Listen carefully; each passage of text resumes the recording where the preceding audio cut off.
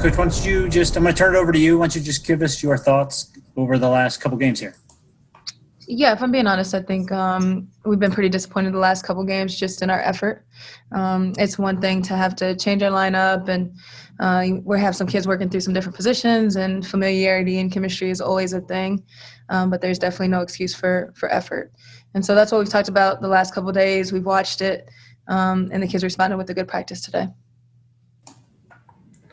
Coach, going forward with that in mind, you've reached the halfway point this week, which is, number one, did you ever feel like you'd make it? And number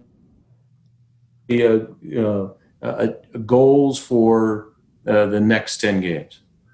Yeah, first answer to your first question, did I think we'd make it? No.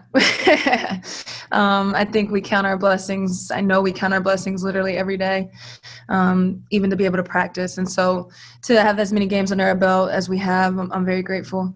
As far as goals, I mean, honestly, Tim, it's just we have to get better. We have to get game experience. If I'm being all the way real with you, it's really tough to practice right now just because of numbers. So games are almost acting as practice. So, yes, we've played, 15 games right now, and it feels like it's closer to 14 or 15 practices where we're actually going live 5-on-5. So our goal is just to continue to just get some experience, continue to get better. Individually, we're talking to our players about what they bring, what their role is, and just skill-wise, let's continue to develop. Especially with Abby and Kelly not on the floor the last couple of games, we got even younger, so it's a great opportunity for our young kids to get some time. Let's talk about the week. You see Ball State for the first time and then Northern Illinois for the second time. Talk first about Ball State. How do you match up with them?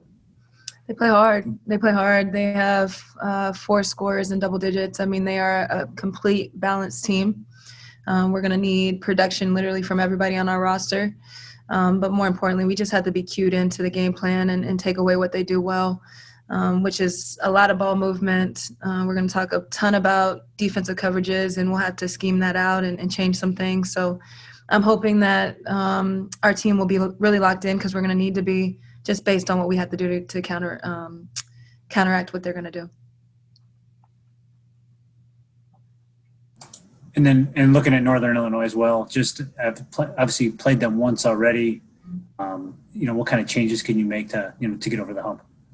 Yeah, I thought we competed and battled the first time we played them. I'm actually grateful that we got to play Bowling Green just this week, because they're very similar as far as pushing in transition and shooting a 3-ball and being somewhat undersized but utilizing all positions. And I'm hoping that we can get some sort of redemption from the way that we played Bowling Green going into NIU, knowing that they're similar in what they do.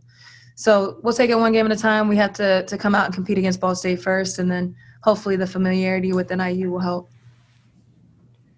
What's the latest on your 2 injuries with Kelly and Abby? You got 7 minutes, I think, with Cal on the floor.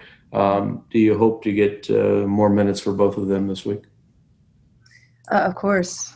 I mean, that's the plan. Now it is day by day, because it's based on how they feel. And I know Kelly wants definitely more minutes, and even talking to Abby today, she wants more minutes. And we're going to see how the next couple practices go, and hopefully we can increase their minutes some. Also, this is a unique week. I think classes may have started. If it wasn't this week, it was the end of last week. How do they balance it now? This is second semester. I don't know how they're balancing anything all year, quite honestly. Our kids did exceptional in the classroom last semester. I'm really proud of that.